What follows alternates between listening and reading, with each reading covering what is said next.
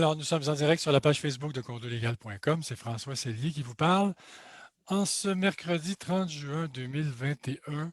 Aujourd'hui, on revient sur les événements qui se sont déroulés en Floride, c'est-à-dire la copropriété en hauteur qui s'est effondrée. Et ça nous interpelle parce que des copropriétés, il y en a en Floride, mais il y en a au Québec aussi. Il y a des parallèles à faire. On va en parler pendant la web radio. Alors, cette copropriété qui est située à Surfside, en Floride, s'est effondrée il y a une semaine. Hier, on répertoriait dans les journaux là, 11 morts, 150 disparus. Les chiffres ont peut-être changé depuis ce temps-là. L'immeuble a été construit il y a une quarantaine d'années, dans les années 80. Hein. Donc, je pose donc la question, là, est-ce que toutes nos copropriétés sont sécuritaires? Est-ce que, au regard d'un certain déficit d'entretien observé dans certaines copropriétés, est-ce que tous nos immeubles détenus en copropriété divise sont sécuritaires? Est-ce qu'un drame de ce genre pourrait survenir au Québec? Tu sais, notre parc immobilier en copropriété a une moyenne d'âge, si je suis exact parce que je me fie à un ingénieur qui est avec nous aujourd'hui, moyenne d'âge entre 30 et 40 ans, disons-le comme ça.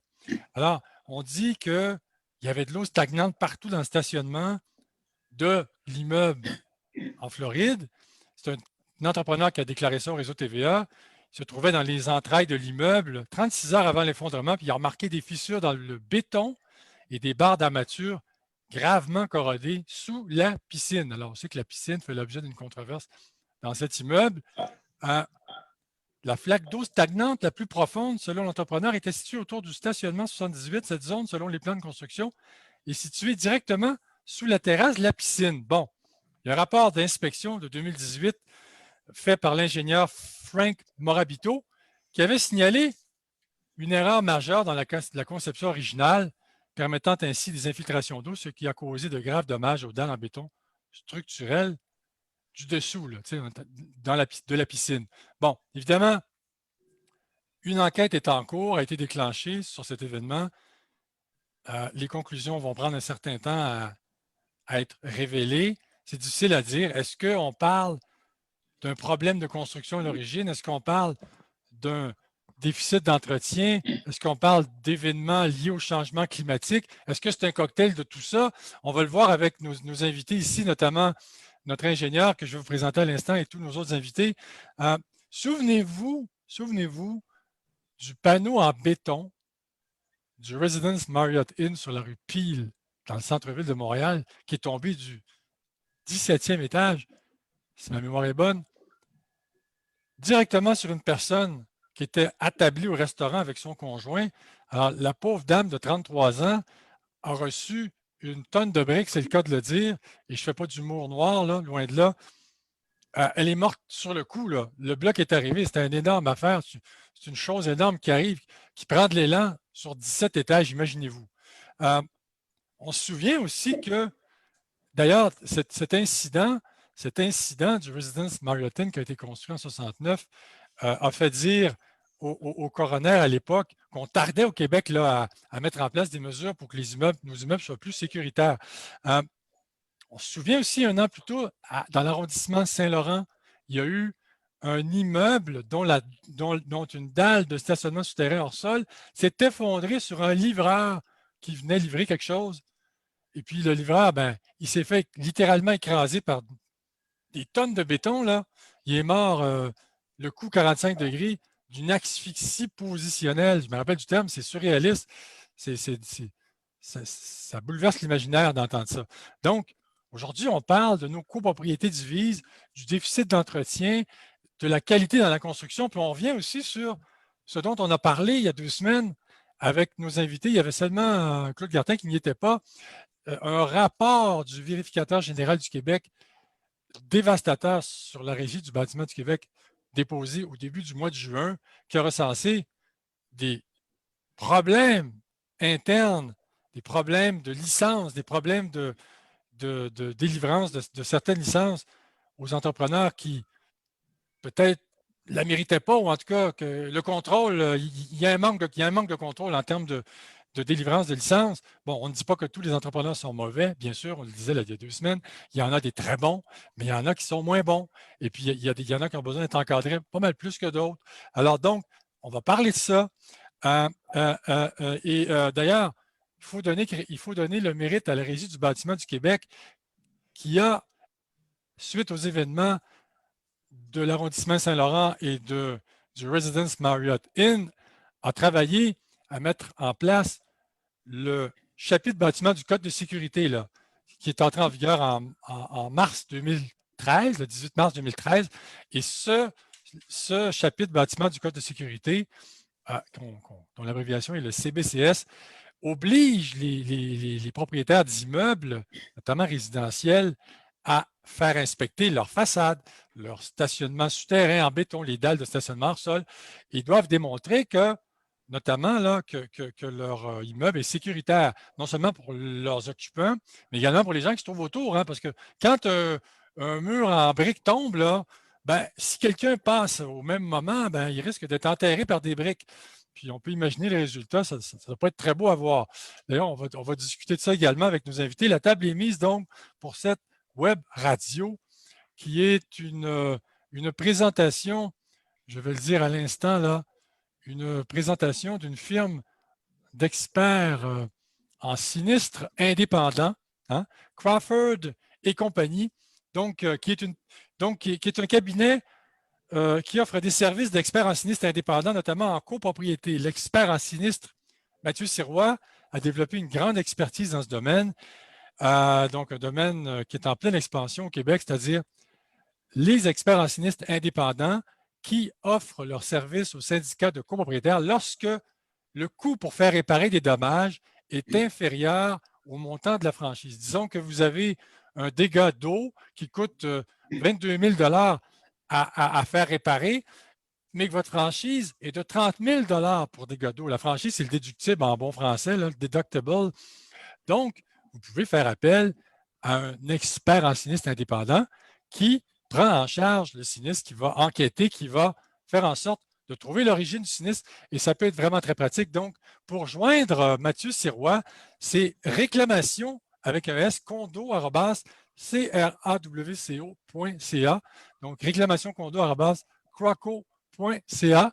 Ça, c'est pour la commandite. On revient à nos invités. Je vous les présente immédiatement. Claude Guertin, ingénieur en structure chez Prospect Plus, qui est avec nous ce soir. Merci d'être là, M. Guertin. Bonsoir. Ça me fait plaisir. Marc-André Arnois, directeur général de l'Association des consommateurs pour la qualité dans la construction, qui était là il y a 2 semaines. Merci d'être venu, Marc-André, ce soir. Merci, bonsoir.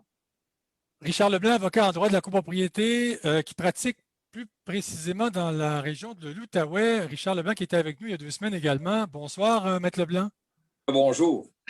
Valérie Couture, gestionnaire et présidente directrice générale chez Condo Stratégie, une firme en gestion qu'elle a fondée. Bonsoir Valérie. Bonsoir. Alors, on le disait en début de Web Radio, on veut savoir, il y a un cocktail là, il y a un cocktail nocif qui fait en sorte que nos immeubles sont sûrement sécuritaires, là. On n'est pas ici pour faire peur au monde puis raconter des histoires. Puis on n'est pas là pour sortir des squelettes du placard. Ce n'est pas l'idée.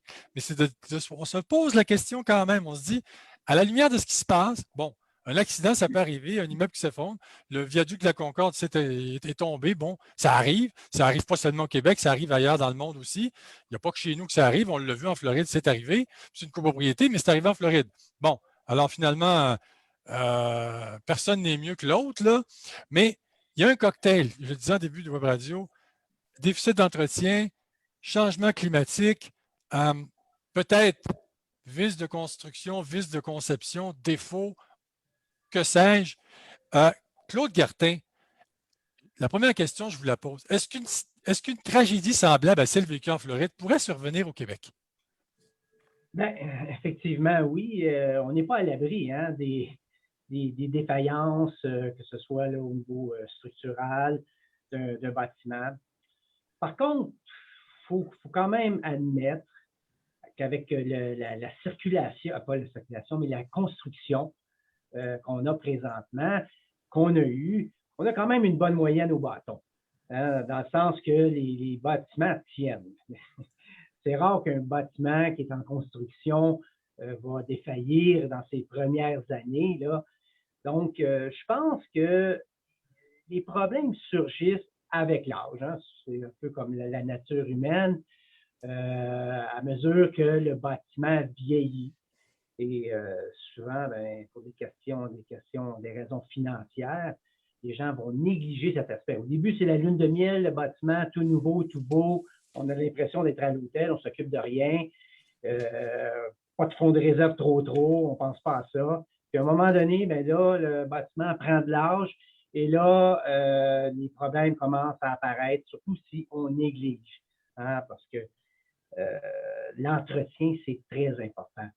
Là, on ne sait pas encore à Surfside c'est quoi les causes exactes, mais probablement, possiblement que peut-être, hein, puis d'ailleurs, il y avait des rapports qui sont sortis en 2018 qui faisaient état de désordre au niveau d'éléments structuraux dans le bâtiment, notamment de la fissuration, d'écaillement du béton, fissuration là, sur des éléments porteurs, poutres, colonnes, dalles structurales.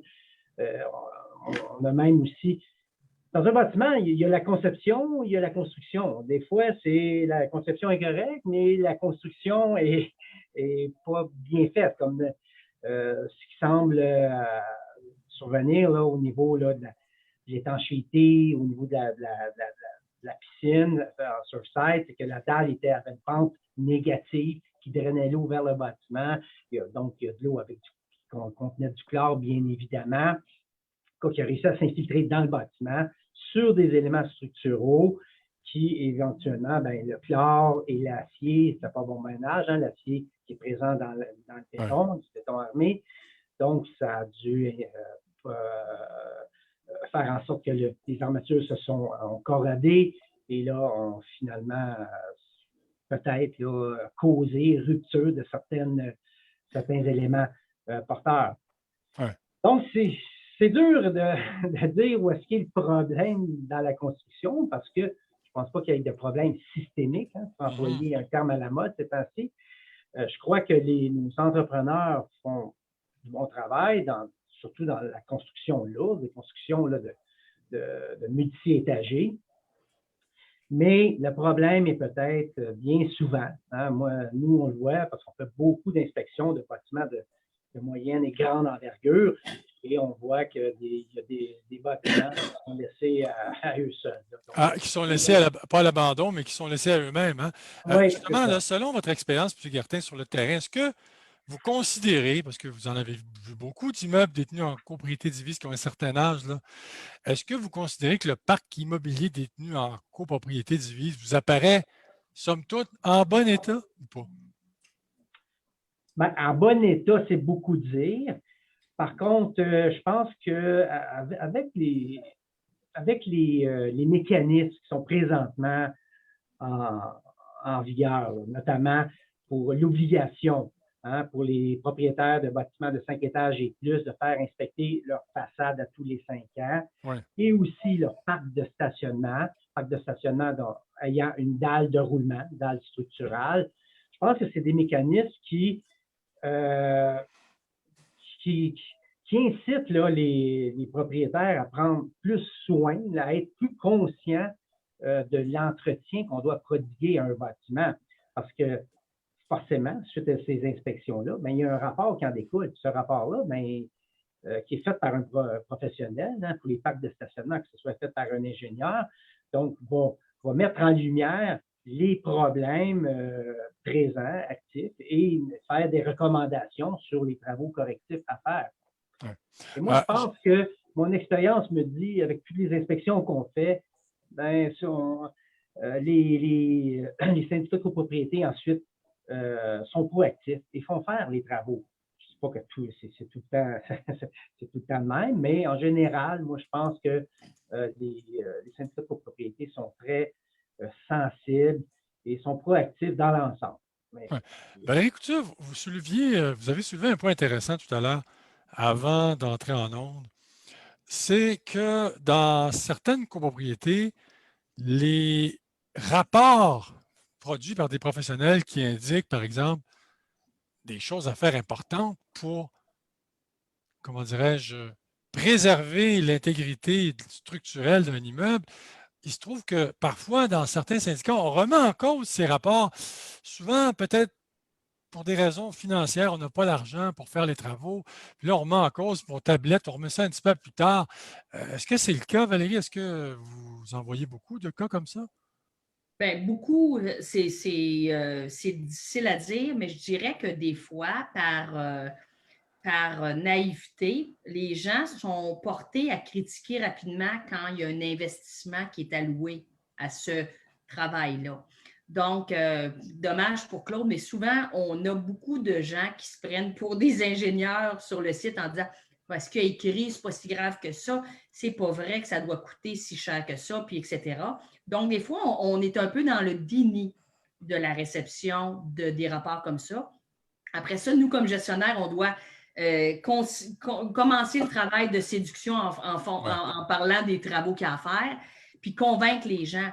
Et moi, où je trouve que c'est important comme administrateur de faire affaire avec toujours les bons professionnels, c'est justement de remettre à la responsabilité à des gens comme Claude qui vont être là pour amener qu'est-ce qui doit être fait, comment il doit être fait et par qui il doit être fait. Et parce que si on ne prend pas d'ingénieur et on décide de faire des travaux dans la maçonnerie, bien, qui dit qu'on répare la bonne chose dans un premier temps? Ouais. Parce qu'on va se fier sur des soumissions et on peut avoir 10 soumissions qui auront une ampleur d'une façon très, très claire d'un extrême à l'autre. Ouais. Fait que c'est sûr qu'on veut toujours référer nos administrateurs de se libérer de la responsabilité de faire ce qu'il y a à faire et de le remettre entre les mains des professionnels. Ça pourrait éviter des problèmes qui sont soignés plus tôt et qui vont éviter des sorties d'argent énormes si on ne les a pas soignés quand c'était le temps. Vous parliez d'un point intéressant, Valérie, le déni. Hein? Bon, ça, c'est dans la psyché, le déni, c'est fort. Alors, les gens font « je ne veux pas voir, je ne veux pas voir, je ne veux pas le savoir, je ne veux pas l'entendre ». Alors que dans le fond, ils ont tout intérêt parce que vivre en copropriété, ce n'est pas seulement vivre dans un appartement. Il y a une structure qui soutient l'appartement. Comment on fait pour, comment vous faites pour, parce que vous parlez d'une opération de séduction, mais comment vous faites pour retirer ou éradiquer ce déni dans l'esprit de certaines personnes? Bien, en fait, il faut prendre les grands mots pour leur faire comprendre que nous, notre équipe, les gestionnaires vont l'écrire quelque part qu'il a été suggéré fortement au conseil d'administration de faire appel à un autre fournisseur. C'est sûr que nous, quand on dit on va l'écrire parce qu'on ne veut pas être tenu responsable, des fois, ça fait sonner une cloche ou deux, hein, parce que les gens disent, bien, s'il prend la peine de nous dire ou elle prend la peine de nous dire de se protéger, bien, il y a peut-être un risque quelque part. Ouais, c'est sûr qu'il faut qu'on comprenne aussi l'idée d'argent. Vous l'aviez dit tantôt avant qu'on entre en ondes. Mais moi, je dis toujours, c'est triste. C'est très triste quand on n'a pas de sous. Mais le bâtiment, lui, n'en tient pas compte de l'état du portefeuille. Il a besoin de quelque chose à un moment donné, puis il faut être prêt à faire face à ça. C'est ça, parce que lui, l'usure du temps, il ne peut pas la stopper, l'immeuble. Lui, il subit l'usure du temps, puis ça continue. C'est vivant, un immeuble, mais pas à ce point-là. Là, hein? Ça bouge, mais pas à ce point-là. Je rappelle à nos auditeurs que vous pouvez poser vos questions à nos invités qui y répondront autant que faire se peut, à la condition que ce soit en lien avec le sujet d'aujourd'hui. N'hésitez pas à poser vos questions d'ordre pratico-pratique là, sur les travaux en copropriété, les choses importantes à faire. La saison commence d'ailleurs. Donc, posez vos questions, nos invités vont y répondre. Oui, Marc-André? Oui, mais vous disiez justement que souvent les propriétaires, les copropriétaires veulent pas voir la réalité en face. Hein? On se cache les investissements qui sont nécessaires. Et justement, le gouvernement, en décembre 2019, a adopté le projet de loi 16 qui va à terme forcer beaucoup la vis, là, serrer la vis. Les gens vont avoir l'obligation de faire des inspections plus régulières, vont avoir un carnet d'entretien, vont devoir mettre dans le fonds de prévoyance les montants qu'il faut pour exécuter les travaux nécessaires à long terme. Et vous l'avez dit, qu'on est en copropriété, on n'est pas juste dans son appartement, il y a des questions d'équité qui sont en cause aussi. Il y a bien des gens qui habitent une copropriété qui voit des problèmes, disent « Ah, moi, je ne serai plus ici quand ça va être le temps de faire ces travaux-là. » Et ça, il y a quelque chose de profondément inéquitable là-dedans parce que la personne qui va payer ces travaux-là dans une dizaine d'années, elle n'a pas à supporter cette charge-là qui aurait dû être assumée sur la vie de l'immeuble. Et donc, il va clairement falloir inciter les gens à prendre leurs responsabilités puis à payer leur juste part parce qu'il va y avoir des drames à un moment donné. Là. Et vous avez raison, M. Arnaud, de dire que le projet de loi 16 arrive à point nommé parce que les choses vont commencer à changer grâce à ce projet de loi qui contient de nouvelles dispositions beaucoup plus coercitives. D'ailleurs, il y a un avocat me disait que l'article 1068.1 du Code civil du Québec qui entrera éventuellement en vigueur obligera les syndicats à fournir un document d'attestation. Et là, on rit plus, là. On ne rit plus. Alors, en Ontario, c'est obligatoire. Si je ne m'abuse, M. Leblanc, vous allez nous le dire. Oui. C'est obligatoire. C'est un status certificate qui dit que si dans le document d'attestation, il n'y a pas d'étude du fonds de prévoyance, il n'y a pas de carnet d'entretien, il n'y a pas ci, il n'y a pas ça, ben là, tu te dis, est-ce que j'achète ici, moi, ou je m'en vais? Bon, c'est réglé. Donc, c'est un bon point, M. Arnaud. Maître Leblanc, je demanderais à notre ami Richard Leblanc de monter légèrement pour être en phase avec nous. Si vous pouvez monter légèrement plus haut. Oui, voilà. C'est exactement ça. En Gaspésie, moi, pas mal cool. Comment vous dites? Je suis en Gaspésie, là. Je suis dans un beat un petit peu moins chaud et un petit peu moins hot que Montréal. Oui, on n'insistera pas trop. C'est clair. Merci d'être là, Maître Leblanc, soit dit en passant. Oui. Maître Leblanc, Valérie Couture a parlé de la responsabilité tout à l'heure des administrateurs. Bon, un gestionnaire qui dit aux administrateurs, écoutez, là, si vous ne les faites pas les travaux, vous allez signer une décharge ici, là, les administrateurs qui dit, on vous le dit, puis s'il se passe quelque chose, nous ne sommes pas responsables. Est-ce que les administrateurs qui le savent qu'il y a des travaux à faire, parce que le gestionnaire a mandaté un professionnel qui a diagnostiqué des choses et qui met ça sur une tablette, il se passe quelque chose de grave parce que on n'a pas fait ce qu'il fallait. Est-ce que les administrateurs pourraient être tenus responsables au niveau... je sais que vous êtes dans le droit de la copropriété, pas dans le droit criminel. Est-ce qu'ils peuvent être tenus responsables? Oui, en fait, vous soulevez plusieurs points dans chaque... Qu'est-ce que Marc-André parlait tantôt? Il y a énormément de poursuites en vice caché maintenant parce que quand on a cette information-là, qu'on ne la dévoile pas, vous pouvez vous imaginer que les poursuites sont épouvantables. D'ailleurs, l'OAC qui est intervenu d'une façon boiteuse, mais en tout cas, des fois, mieux vaut que... Et puis, pour répondre à ta question, parce qu'il y a beaucoup de questions qui sont soulevées, oui, c'est assez évident. Mais ça met aussi le problème, ça met le point sur le problème au Québec. Hein? On disait il y a 2 semaines que cette valeur qu'il n'y avait pas eu une hécatombe, parce qu'à chaque fois qu'il y avait un mort, il y avait effectivement une réforme. Alors, ce qu'on a, d'une part, ce que M. Guertin me dit, moi, j'ai l'impression que les problèmes comme qui sont arrivés en Floride, il y a peu de chances. On s'est posé la question il y a quelques années, on a eu un problème avec un problème. C'est principalement parce qu'aux États-Unis, construisent en béton, mais n'ont pas le problème de sel comme on a, nous. Alors, la problématique, puis je l'ai déjà vécu avec des Américains, avec des avocats américains, disons que, tu sais, dans le Sud, là, il n'y a pas de gel, il n'y a pas de dégel. Alors, le béton, il est toujours beau, il est toujours... Ici, au Québec, on a l'avantage d'être pris avec le maudit à la main. Alors, la question, les litiges de stationnement, moi, ça me fait... J'ai des litiges de stationnement depuis 30 ans, continuellement. Alors, ça nous force à revoir le bâtiment. Alors, qu'un problème comme celui d'un effondrement. Par contre, on a tellement tardé, hein, pour ne pas dire d'autres choses, parce que je n'étais pas public, je dirais le vrai mot. Là, on a tellement tardé que ce qui arrive aujourd'hui, c'est qu'il y a un trou de 40 ans où, d'une part, on prend ce qui se passe à Ottawa, nous autres, chez nous, il y avait toujours des inspections. Le pire des pires scénarios, c'est toujours les petits condos où il n'y a pas personne. L'entrepreneur peut prendre son ingénieur. Il y a aussi des mauvais ingénieurs, des ingénieurs qui sont des yes-men, on l'a vu dans le passé, alors qui font signer n'importe quoi. Alors, on le voit dans certains cas. Évidemment, ce n'est pas la majorité, mais c'est toujours ceux qui se retrouvent devant les tribunaux. Et puis, depuis 40 ans, ces gens-là, on leur a donné un méga peau de jujube, là, puis on s'est fermé les yeux. Moi, je pense que la régie, c'était son rôle il y a 40 ans. Ils s'en sont lavé les mains comme les municipalités. Puis c'est ça, effectivement, qui moi, me révolte, littéralement.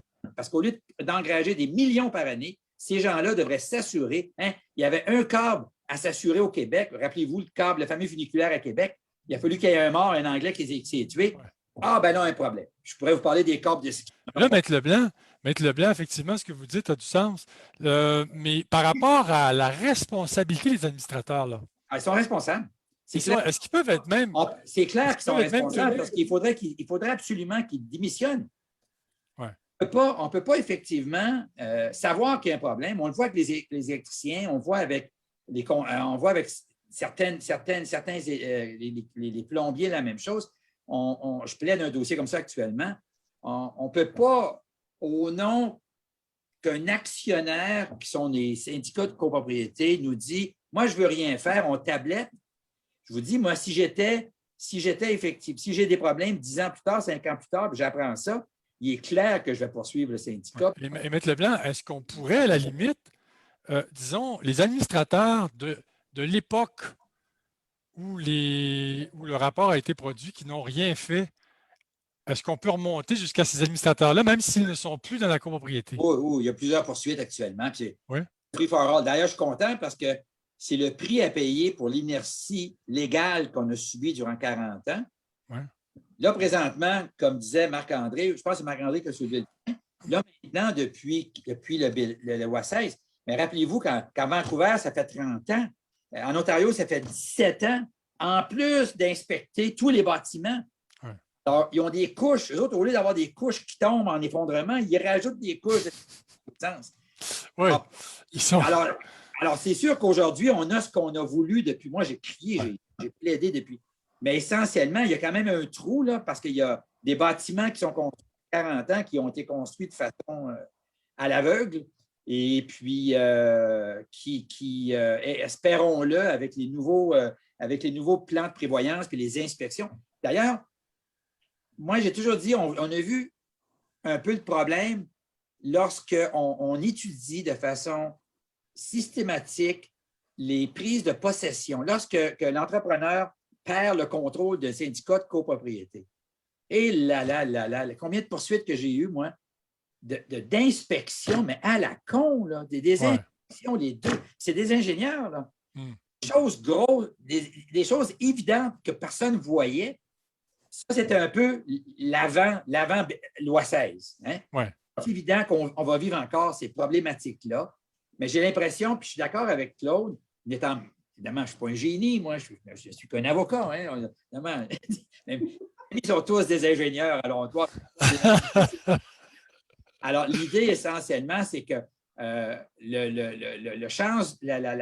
la problématique d'effondrement, je crois, je suis d'accord avec Claude, là, ça serait très étonnant. Je pense que ce serait très étonnant parce que, disons qu'on marche les fesses serrées, là, mais notre température ne nous laisse pas le choix. Hein. Ouais. Monsieur Guertin, question d'une auditrice. Nous avons fait inspecter notre immeuble de 40 ans pour les façades et le stationnement 2 fois pour se conformer au CBCS, la loi 122. Hein? Bon, est-ce que ces inspections vérifient aussi la structure ou uniquement les façades et le stationnement? La dame dit, j'aimerais m'en assurer. Bon, quand on inspecte une façade, hein, c'est l'enveloppe du bâtiment qu'on inspecte. Même si l'enveloppe est quand même connectée à la structure, ça ne nous donne pas une idée de la structure comme telle du bâtiment. Par contre, si le bâtiment, ça donne aussi il y a une dalle de roulement, donc des stationnements étagés, parce que si on a juste un étage de stationnement, on n'aura pas d'inspection. Ce n'est pas obligatoire de faire une inspection du parc de stationnement parce qu'il n'y a pas de dalle de roulement. Par contre, donc, si la dame a fait faire une inspection de son parc de stationnement, c'est parce qu'il y avait une dalle de roulement. Donc, évidemment, lorsqu'on fait une inspection d'un stationnement, bien là, on vérifie l'assise du bâtiment.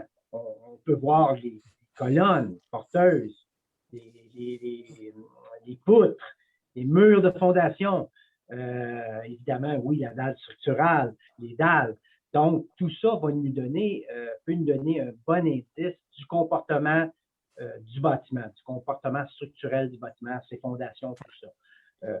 L'enveloppe aussi peut nous donner un bon indice aussi. Si on voit là, comme si l'enveloppe, c'est un revêtement de briques, on voit du cisaillement, des déchirures, là, dans la fissuration dans la brique, dans un revêtement de maçonnerie de brique, bien, ça peut nous indiquer qu'il y a des mouvements structuraux qui ont lieu. Donc, seriez-vous d'accord avec moi? Quand la loi, quand ils ont passé ça, quand la madame s'est fait tuer, j'ai regretté qu'il n'y ait pas un morceau de structure en même temps. Je dis ça à la blague, mais c'est vraiment idiot comme ça quand j'explique ça, là, parce que je ne peux pas concevoir, j'ai eu cette discussion-là des tonnes de fois, pas encore aujourd'hui, avant même d'instructer la structure. C'est un peu comme étudier, comme regarder le body d'un auto, mais sans regarder son frame. Hein? Ouais. De toute façon, si tu as le frame tout croche, bon Dieu, tu as beau toucher à ta tôle, ça ne fera pas grand-chose. Non, je suis parfaitement d'accord. Comment ça se fait que la régie, puis le gouvernement, puis tous ces gens-là n'ont pas pris l'occasion pour s'assurer d'avoir des inspections complètes, de façon à ce qu'il n'y ait pas de... Parce que moi, je ne peux pas croire qu'on fasse... C'est un peu comme, tu le sais, un peu comme faire la brique, puis dire, à les arbres, peut-être qu'il y a un problème de fondation. On n'ira pas voir la fondation. On a le problème avec le toit et la ventilation. Les conneries entre le toit et la ventilation, moi, ça me donne l'urticaire, mais on ne parle pas de ça aujourd'hui. Maître Leblanc, d'ailleurs, vous parlez du Residence Marriott Inn, là, du panneau en béton qui a tombé, qui a chuté du 17e étage. Je me souviens avoir lu qu'un rapport avait établi que ce panneau n'était attaché que d'un côté. Ah ouais? Mais pas de l'autre. Alors là, on est dans... Hein? Mais, monsieur Gardin, alors, ça, c'est quoi? C'est un vice de conception, de construction, de construction. De construction. Bon, c'est un vice de construction. OK. Parce que dans le plan, c'était prévu. Habituellement, un panneau de béton, c'est attaché aux 4 coins. C'est ça. Dans ce cas-là, il y avait juste 2 attaches. 2 attaches. D'un côté. Donc, il y a 2 attaches qu'on a oubliées. Écoutez, on était au 17e étage. On installe. Le panneau qui a tombé, là, faisait 300, une section du panneau, 320 kg. Okay. Ça en fait des livres, ça. Hein? Ça fait 700 livres environ. Là. Ouais, on a un problème avec les panneaux de briques. Le 17e étage, ça fait mal. Ça fait mal. On a un problème avec les panneaux de briques. Ici à Hall, tout l'hôtel de ville de Hall, 15-25 Wellington, un ancien bâtiment qui a été construit par Campo, sont en train de remplacer l'entièreté des panneaux de briques parce que là, ce n'est pas les panneaux qui tombent, c'est les briques. Mais sais-tu, quand tu es en bas, toi, que tu reçoives une brique ou un panneau, ça fait aussi mal. Hein? Mais il reste que la régie, à ce moment-là, moi, je me suis arraché les cheveux sur la tête, a refusé d'aller plus loin que le panneau. Ça vous montre cette espèce de mentalité qu'on a au Québec d'en faire le minimum. Il faut se poser la question, là, puis François, tu soulevais la question tantôt. Comment se fait-il dans une société civilisée qu'on puisse avoir un rapport d'un ingénieur qui dit effectivement qu'il y a un problème pour la sécurité publique, puis que ce rapport-là ne doit pas obligatoirement être dénoncé à la régie. En tout cas, si au moins la régie pouvait servir à ça, au lieu de courir et de faire les petites conneries qu'ils font, puis leur espèce de tournage en rond, c'est pas compliqué. Est-ce qu'il n'y a pas quelque chose de fondamental? Je veux dire, c'est un peu comme si une voiture avait un rappel, puis on le cacherait. Oui. Maître Leblanc, on va y revenir, on a encore du temps. Valérie, on va... J'aimerais ajouter quelque chose que Maître Leblanc a dit, que c'est très, très, très important, pertinent, dans le sens où on fait faire des inspections bâtiments pour la 122, pour nos gros immeubles en syndicat de copropriété.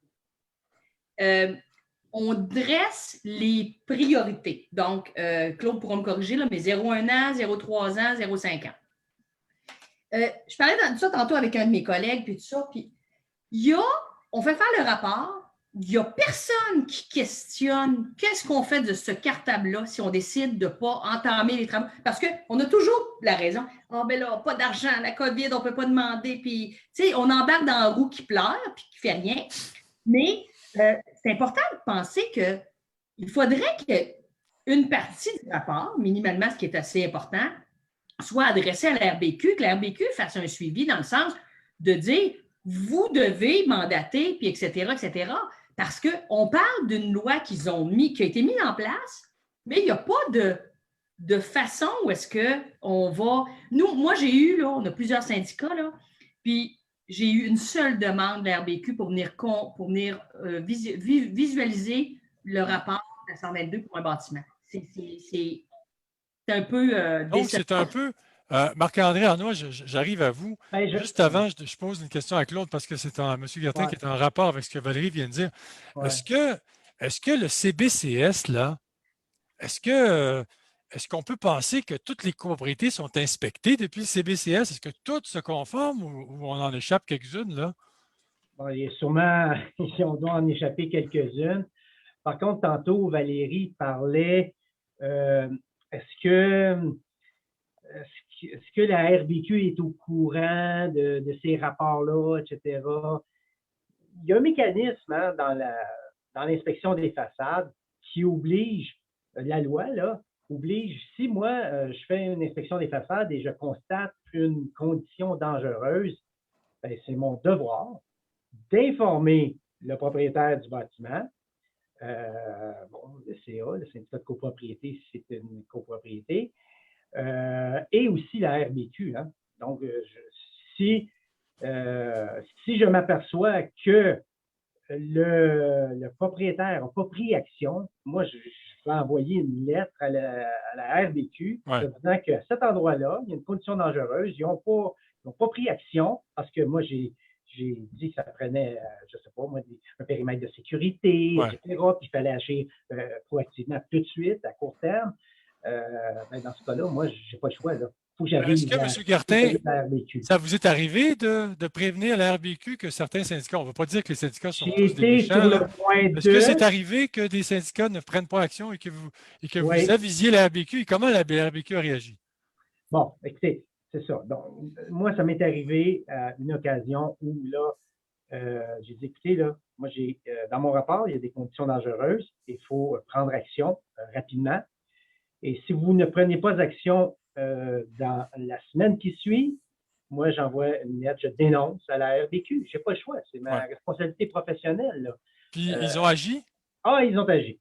Ils ont agi. Donc, c'est ça, il y a un suivi qui se fait, là. Non, le mais professionnel. C'est pas la RBQ qui agit, c'est son client qui agit. Ouais. Monsieur Arnois, Marc-André Arnois, je rappelle, directeur général de l'Association des consommateurs pour la qualité dans la construction. Je vous pose une question. Je sais que vous n'êtes pas ingénieur, là, mais vous répondrez au meilleur de votre connaissance parce que vous défendez, vous, à l'association, les personnes qui sont victimes de ce genre de problèmes là, avec des maisons, dont des bâtiments résidentiels qui comportent des défauts de construction. Vous les aidez, vous les guidez dans leur démarche, hein, c'est bien ça? Oui, dans la mesure où on a le droit de le faire, oui. On a le droit de le faire, oui, c'est ça. Et vous étiez notre invité donc il y a 2 semaines pour commenter un rapport accablant déposé par le vérificateur général du Québec sur la régie du bâtiment du Québec. Ce rapport a identifié plusieurs lacunes, notamment des moyens insuffisants mis en œuvre pour s'assurer des compétences des entrepreneurs. Selon vous, est-ce que plusieurs syndicats de copropriétaires devraient s'inquiéter de l'état de leur immeuble, que ce soit au chapitre des défauts des vices de construction qui pourraient mettre en péril l'intégrité de certaines copropriétés au Québec? Et là, je le dis dans un spectre large.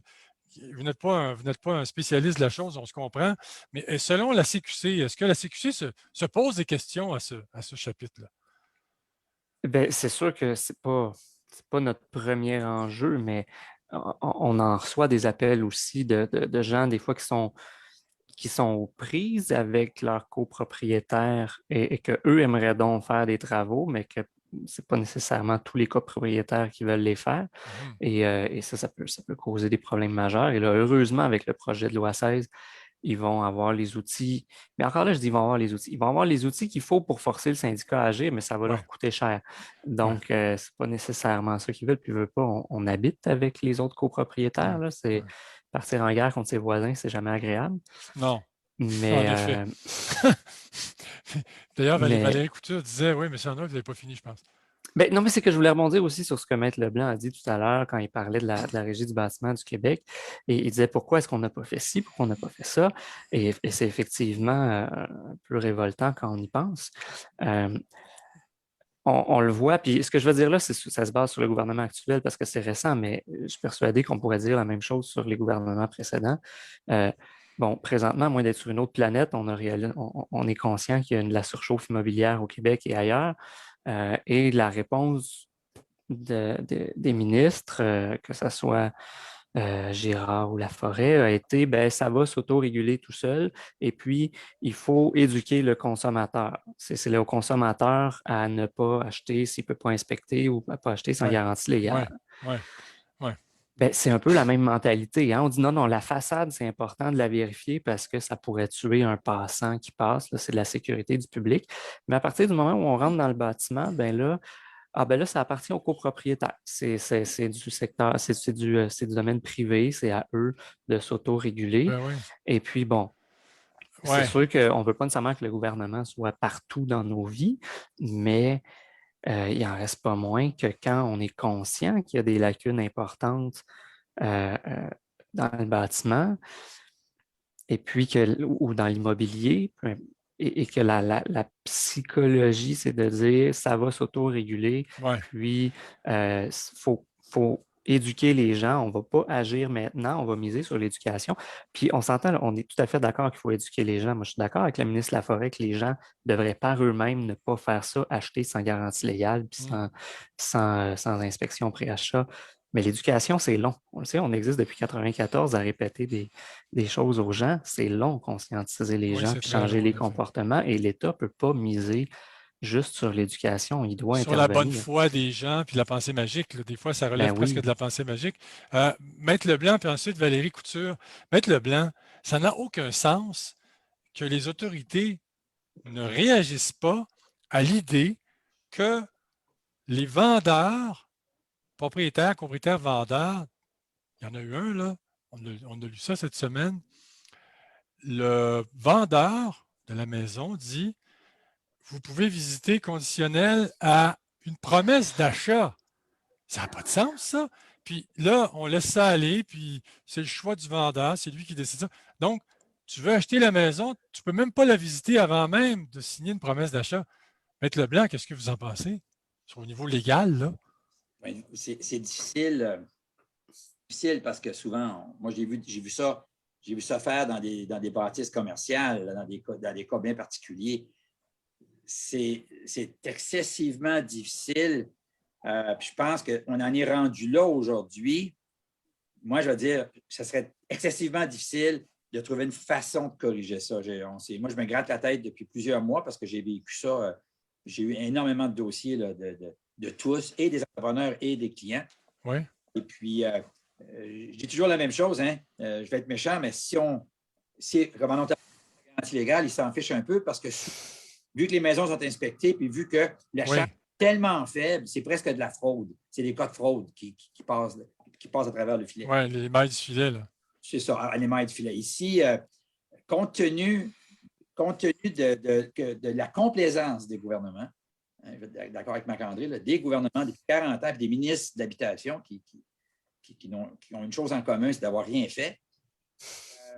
Je pense que ça aurait été difficile, mais c'est parce que j'essaie de voir la façon de réguler la question des ventes sans garantie légale. Je pose la question, Maître Leblanc, est-ce que, sans garantie légale, ça c'est une chose, mais sans visite préalablement, ça n'a pas de sens. Est-ce que l'organisme d'autoréglementation du courtage immobilier du Québec ne devrait pas obliger les courtiers à faire visiter avant que quelqu'un signe une promesse d'achat? Je pense que ça serait un minimum.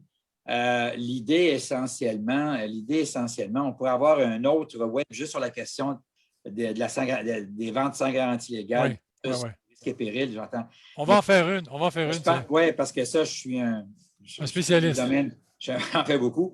Mais l'idée, c'est que la question de vente. Moi, je pense qu'un juge, éventuellement, je pense qu'il y aurait une chance qu'une personne qui a été dans un carcan comme ça pourrait effectivement réclamer puis prétendre que son consentement a été vicié. Ouais. Et puis, parce que c'est tellement inhabituel de forcer une promesse. Alors, bon, mais là, savoir quel serait le jugement, puis par le temps que ça se range jusqu'en Cour suprême, mais on va probablement... C'est ça, parce que là, l'idée, c'est que tu dois normalement, prévenir le problème. Parce qu'une fois que tu es dans le problème, là, c'est compliqué. Là, tu vas au tribunal, puis là, ça devient. Tu ne veux pas aller là. Vendre sans garantie légale, on pourrait en discuter beaucoup parce que, tu sais, comment on peut acheter une maison qui a 60 ans, c'est comme acheter une voiture qui a 600 000 km, puis penser qu'on peut l'acheter avec garantie légale, quand on sait qu'une vie utile d'une fondation est de 40 ans, puis que les notaires, allègrement, vendent des propriétés de 60 ans avec garantie légale, en sachant fort bien que le client ne pourra jamais collecter, la garantie est finie. Ouais. Alors, c'est comme dire, oui, tu vas avoir de l'argent, mais ton chèque va être zéro. Ouais. Alors, juste avant… C'est problématique, mais les visites, je pense que le gouvernement aurait pu bouger au moins pour éviter les achats sans visite. Ça, je pense. Oui, sans visite, c'est ça. Juste une seconde, mais, M. Arnaud, je vais juste poser une question à Valérie Couture, puis je reviens à vous tout de suite après. Valérie, pour revenir dans le sujet, là, deux questions que je vous pose là. On va parler après des ventes sans garantie légale, parce que vous avez dû expérimenter ça vous aussi.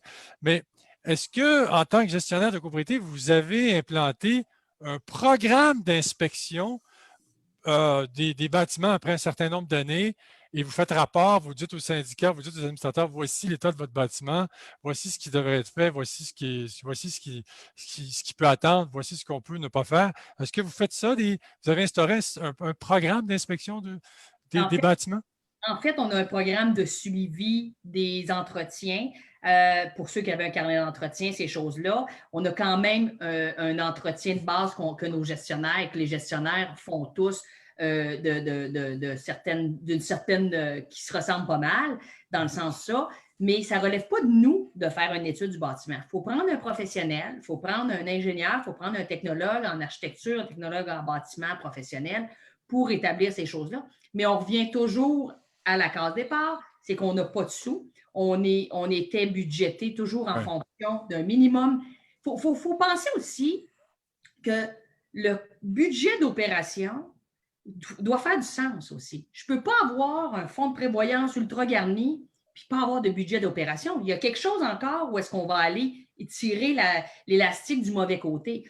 Fait que là, on arrive avec la loi 16, on doit investir dans le fonds de prévoyance et je le redis, moi, je dis toujours à mes gens qui me disent « Ah, là, ça n'a pas de bon sens, vous augmentez les frais de condo. » Tous les gestionnaires aimeraient bien gros présenter des budgets qui n'augmentent pas. Ce serait tellement facile en assemblée générale. On se taperait des mains. Ce n'est pas le cas. On s'en va au bâton puis on doit livrer la marchandise. C'est ça. Les gens comprennent que le drame qui se produit, je payais 100$ l'année passée. Comment peut-on maintenir un bâtiment qui soit de 6 unités ou peu importe la grandeur à 100$ par année? Bon, là, on arrive avec la loi fonds de prévoyance, carnet d'entretien. Oui, études du fonds de prévoyance. On va forcer ça. Mais il faut que je rajoute tantôt Marc-André l'a dit, une chance que l'arrivée fait ça. Mais là, on met de l'argent pour faire des réparations. On va entretenir des choses du carnet d'entretien, mais on n'aura pas d'inspection de structure, on n'aura pas d'autres choses qui sont un bilan de santé. Il y a des bâtiments qu'on le voit, il y a de l'efflorescence sur les briques, tout ça. Il faut que le syndicat dise « Je devrais faire appel à un professionnel comme Claude, de faire débarquer Prospect Plus puis dire « Dis-moi donc ce qui se passe, puis je pourrais prévenir des travaux qui vont être exorbitants 10 ans plus tard. » On est chanceux si on n'a pas fait intervenir Maître Leblanc parce qu'on a eu un drame. Oui. On voit la Monsieur Arnois, excusez-moi, Maître Leblanc, je voulais donner la parole à M. Arnois, puis après, c'est vous.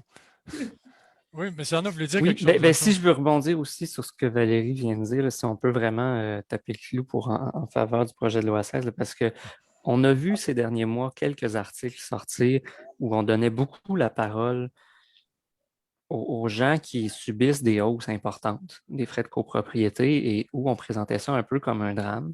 Et puis c'est vrai que pour certains, puis je pense en particulier aux personnes retraitées qui ont des revenus pas mal fixes et qui se font dire, ben je suis désolé, mais vous ne pourrez plus habiter ici parce que vous n'avez plus les moyens d'habiter ici. C'est sûr qu'il va y avoir des drames humains. Mais il faut être conscient aussi que s'il y a un drame humain aujourd'hui, c'est parce que pendant tout le reste de leur vie, ils n'ont pas payé le prix de ce que ça valait. C'est ça. Et c'est tout à fait justifié. Les articles qui ont vraiment donné beaucoup la parole à ces gens-là, pour moi, n'ont pas suffisamment monté l'autre côté de la médaille. Après ça, bon, on peut débattre de certains aspects du projet de loi 16, là, mais dans son ensemble, de s'assurer que les gens vont payer le juste prix, C'est sûr que là, comme pendant des décennies, ils ne l'ont pas payé, le choc est important, là. Ouais, Mais ouais, le choc aurait été important aussi le jour qu'il y aurait eu des travaux à faire. Il ne ouais, faut pas c'est se le ça. Il est cacher. important. Il est important. Il est Il est important, ben important. oui. Ah, En Maître fait, Leblanc, la parole est à vous. Maître Leblanc, Marc-André, allez-y. en fait, on voit ici en Outaouais depuis presque 20 ans maintenant, c'est qu'on ne tient plus ce discours-là en Ontario. C'est fini, là. Un peu comme si tu veux vivre, tu ne veux pas payer de taxes, va dans une municipalité où tu n'as pas de service. Si tu veux des services, tu vas payer des taxes. Hein, c'est pas compliqué, là. On n'a plus cette discussion-là, puis on a vu l'impact où les gens commencent à comprendre que. Puis les gens, puis j'ai lu les mêmes articles que toi, j'ai essayé de me faire écrire, mais malheureusement, ça n'a pas passé. On voit l'investissement parce que là, les gens réalisent très bien. Exemple, nous, on a perdu beaucoup de personnes qui ne viennent pas au Québec à cause de la pauvreté de la présentation des rapports d'inspection. Tu arrivais au Québec, c'était le bordel. Tu avais l'impression d'être dans une tribu, dans un continent. Hein? Par rapport à un beau plan de prévoyance, 25 ans, avec un montant minimal obligatoire imposé à titre. C'est rendu dans les mœurs. Puis c'est heureux qu'on puisse les faire, parce qu'on commence à voir un peu, on espère que ça va revenir parce qu'on part de loin. Essentiellement, tu vas voir que d'ici 5-10 ans, en fait, ceux qui auraient dû rester locataires vont retourner locataires. D'ailleurs, c'est peut-être ce qui explique le nombre croissant de locations, d'immeubles à location qui se construisent. C'est vraiment hors norme. Moi, je suis ça depuis 81 à la lettre, puis je suis surpris, je n'aurais jamais parié qu'il y aurait tant d'immeubles locatifs et non corpos, non copropriétés qui se construisent actuellement. Ouais. Peut-être une réaction à ça. Et puis, moi, je dis 4 ans, 5 ans, cette discussion-là, Marc-André, là, on va en rire parce que, comme je vois ce qui se passe à Ottawa, on n'en parle plus. Tu ne vois pas cette publicité-là, là, hey, 85 $ de condo. C'est même plus dans les notes. C'est inscrit dans le code génétique des syndicats de propriétaires. Puis, Maître Leblanc, j'ai un commentaire intéressant, là. Ça a été dit plusieurs fois dans les précédentes web radios, c'est vrai, je confirme à l'auditrice, mais les propriétaires actuels sont étouffés par les hausses de frais de condo ou les cotisations spéciales pour respecter les nouvelles lois en ayant peu de temps pour se conformer. 25 ans de laxisme qu'on devrait corriger en 2-3 ans, c'est difficile pour plusieurs, sans compter les nombreux édifices de condos qui n'ont encore rien fait. Ils ne savent même pas c'est quoi la loi 141 ou la loi 16, etc. Là, j'aimerais, M. Leblanc, que vous dites aux auditeurs qu'il y a quand même un délai accordé malgré les adoptions de projets de loi, parce qu'il y a plusieurs lois qui entrent en vigueur par règlement du gouvernement, puis une fois entrées en vigueur par règlement du gouvernement, on donne encore des délais pour laisser aux syndicats de propriétaires le temps.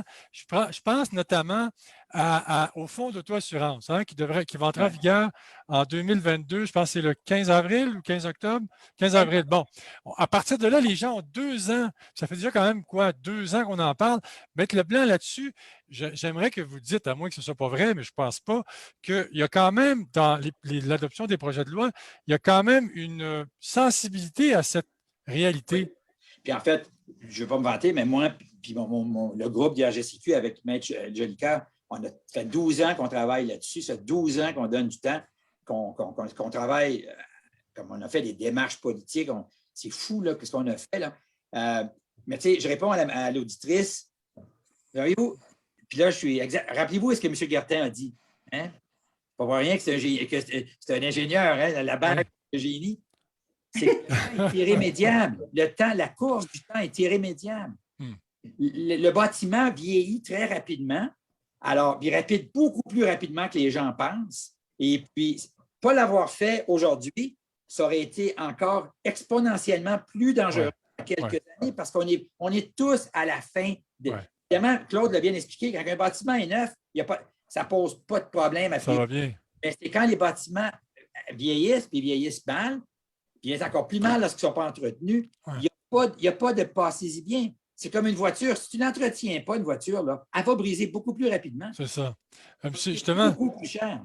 M. Guertin, vous parliez de la lune de miel. Au début, l'immeuble, tout va bien, c'est beau, Est-ce que vous considérez, vous aussi, que quand même, je comprends que vous n'êtes pas juriste, là, mais quand même, on donne du temps quand même aux syndicats de se retourner. Maître Leblanc, excusez-moi, M. Guertin, je reviens à Maître Leblanc. Est-ce qu'il est vrai de dire qu'une fois que l'étude du fonds de prévoyance entrera en vigueur, l'obligation, on va donner 10 ans aux syndicats pour mettre à jour le fonds de prévoyance? Est-ce que j'ai raison de dire ça? Je pense que c'est 10 ans parce que ça m'a fait sourciller. Ça, moi, j'aurais voulu mettre ça beaucoup plus serré parce que je voulais effectivement, puis que ce ne soit pas juste les syndicats. Moi, je voulais effectivement que le gouvernement, par exemple, allège les taux de CCQ. Tu sais, parce que c'est quand même très cher en fait salaire, là, puis essayer d'avoir des aménagements pour que ça coûte un peu moins cher. Mais là, ça frappe un mur. Hein? Là, ça n'a pas bougé. Moi, je trouve que c'est trop long, mais effectivement, oui, il y a des délais qui sont. Je crois que c'est 5 ou 10 ans. Je crois que c'est 10 ans. Et puis tu sais, je pense qu'il faut poser la question. Hein? Il faut vraiment être assez. Il y a des gens qui vont réaliser qu'ils n'ont simplement pas les moyens d'être copropriétaires. Ouais. M. Guertin, justement, là-dessus, M. Leblanc, M. Guertin, en tant qu'ingénieur en structure, là, les ventes sans garantie légale, ça peut jouer des mauvais tours aux gens, ça. Est-ce qu'il est concevable d'acheter une propriété existante sans vérifier sans faire les vérifications diligentes? Écoutez, je pense que quand on fait cet achat-là, on achète les yeux fermés. Nous, dans notre équipe, on fait aussi, on est souvent appelé témoin expert à la cour. Donc, les dossiers en vice caché, je connais ça pas mal. Et les ventes sans garantie légale également. Puis, on se retrouve en cours des fois avec des dossiers s'il y a dol. Hein, oui, un dol. Ouais. Si le vendeur a beau vendre sans garantie légale, mais s'il est au courant qu'il y a un vice dans son bâtiment et qu'il ne dévoile pas, mais je veux dire, il peut se faire poursuivre. Ouais.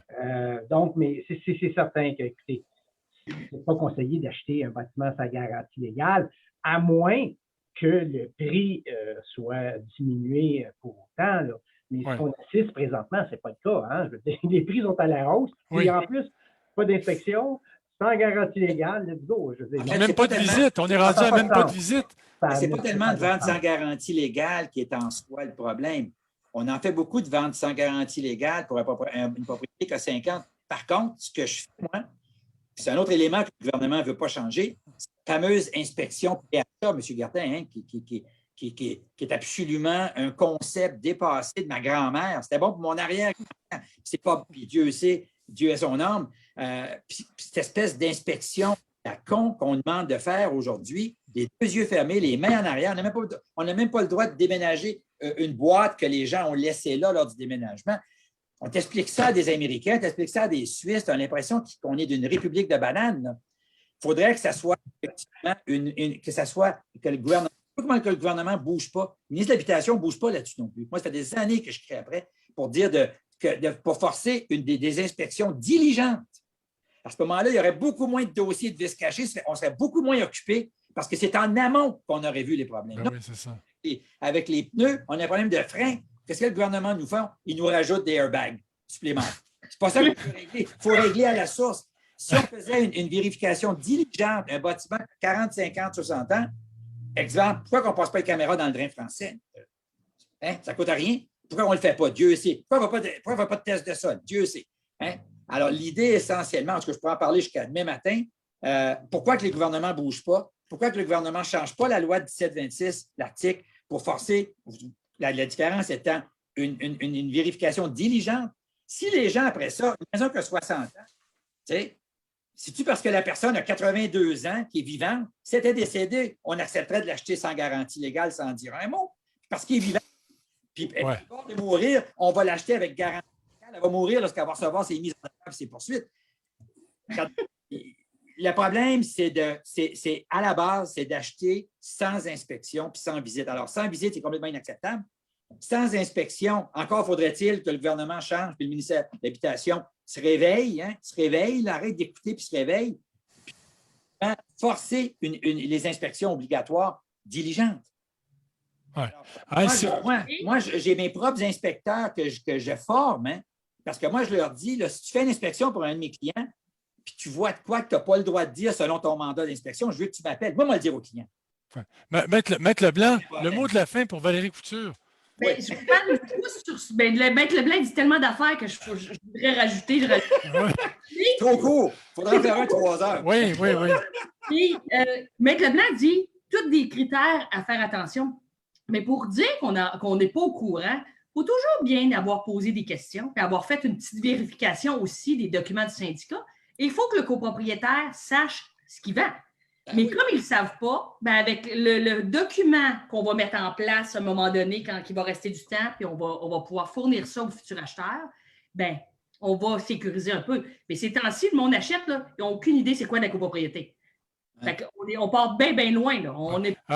Effectivement. Maître Leblanc, juste ajouter en terminant, pour revenir à l'organisme d'autoréglementation du courtage immobilier du Québec, tout à l'heure, je disais, est-ce que l'organisme devrait obliger les courtiers immobiliers à au moins faire une visite à un éventuel acheteur? Mais je pense qu'il y a plusieurs courtiers immobiliers qui ont cette il y en a plusieurs, la grande majorité, je présume, ont cette conscience morale de faire visiter avant de j'imagine. J'en ai plusieurs mais qui n'ont pas voulu faire de mandat. J'en ai plusieurs qui m'ont appelé. Qui ont refusé. Qui ont refusé. Ils ont dit non, moi, là, ça, c'est trop loin. Ça, c'est poussé. Tu ne m'embarquerai pas dedans. Je ne veux pas. Puis je leur ai conseillé fortement de faire ça aussi. Pas le faire. Donc, oui, M. Arnaud, je reviens à vous dans 2 secondes. Ça va être vous qui allez avoir le mot de la fin. Puis M. Gartin aussi, on va tricher, on va déborder légèrement. Donc, c'est important de le dire. C'est très important parce que moi, j'aime la justice, puis je rends justice aux gens qui le méritent. Donc, les courtiers immobiliers, comme vous dites, M. Leblanc, Maître Leblanc, plusieurs ont dit, moi, il n'est pas question que je prenne un mandat qui oblige l'éventuel acheteur à signer une promesse d'achat avant de visiter. C'est important de le dire. Il ne faut pas mettre tous les courtiers immobiliers dans le même sac. Je pense qu'il y a une grande majorité qui font les choses comme il faut. M. Arnois, puis après M. Gartin, puis après on finit. M. Arnois, rapidement. Oui. Rapidement, on a soulevé des enjeux super importants sur le courtage immobilier, entre autres. Le ministère des Finances a lancé une consultation sur l'encadrement des courtiers en lien avec la surchauffe immobilière. Ils attendent des réponses pour le mois de septembre. Si vous avez un intérêt sur cette question-là, n'hésitez pas à leur écrire. On a besoin de gens qui vont parler de ces enjeux-là de manière intelligente et en faveur du consommateur. Très bien. Monsieur Gartin? Moi, c'est pour la sécurité du public. On parle beaucoup des bâtiments, inspection des façades, bâtiments de 5 étages et plus, tout ça, inspection des parcs de stationnement, mais il y a des bâtiments qui ont juste 4 étages, 3 étages, et je pourrais vous faire la liste là, des effondrements de murs de briques, de bâtiments d'un étage, des blessures. Il y en a un tas, OK? Plus à Montréal, OK? Alors, il y en a qui ont blessé gravement les gens. Donc, moi, c'est ce que je pense. C'est que les bâtiments qui ont une certaine vétusté, 40 ans et plus, devraient être dans l'obligation d'être inspectés par un professionnel pour déterminer s'il n'y a pas des conditions dangereuses. Puis aussi pour assurer la pérennité du parc immobilier. Là. Très pertinent. Très, très pertinent. Alors, une grande quantité de bâtiments sont des petits. Oui, c'est ça, effectivement. Là. Exactement. Puis ils sont aussi dangereux. Une brique qui tombe d'un 3e étage, ça fait aussi mal que. Effectivement. Donc, cette web radio était une présentation du cabinet Crawford et compagnie qui offre des services d'experts en sinistre indépendants, notamment en copropriété. L'expert en sinistre Mathieu Sirois a développé une grande expertise dans ce domaine. Il est à l'emploi de Crawford et compagnie.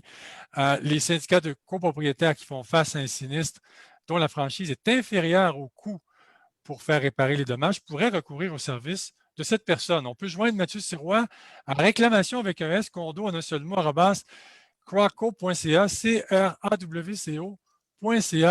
C'est tout le temps qu'on avait pour cette web radio, très passionnante. J'ai presque envie de faire une 3e partie, mais je ne ferai pas de promesse que je ne pourrais peut-être pas tenir. Mais bon. Alors, donc, je remercie mes invités. Claude Gartin, ingénieur en structure chez Prospec. Je ne veux pas dire là, parce que tout à l'heure, on a eu un mélange. Prospect Plus. Prospect Plus, voilà. Je ne voulais pas dire Prospect Sol, là. Merci d'avoir été là, M. Gartin. Marc-André Arnois, directeur général, Association des consommateurs pour la qualité dans la construction. Merci d'avoir été là. Richard Leblanc, avocat en droit de la copropriété. Merci beaucoup, Maître Leblanc. Vous allez être appelé souvent à venir, je pense, vous là. Vous venez de vous venez, malgré vous, de vous attacher à un contrat officieux, disons-le. Valérie Couture, gestionnaire, présidente, directrice générale et fondatrice de Condo Stratégie, firme en gestion de copropriété. Merci d'avoir été là. Merci beaucoup. Merci. Bonne soirée. Hein? Au revoir. Bonne fin de soirée. Bonne game d'hockey. Oui. Oui. Oui. En espérant que le meilleur se produise. Donc, la semaine prochaine, 19h, une autre web radio sera présentée donc en direct sur la page Facebook de condolégal.com. Au revoir. Au revoir. Au revoir.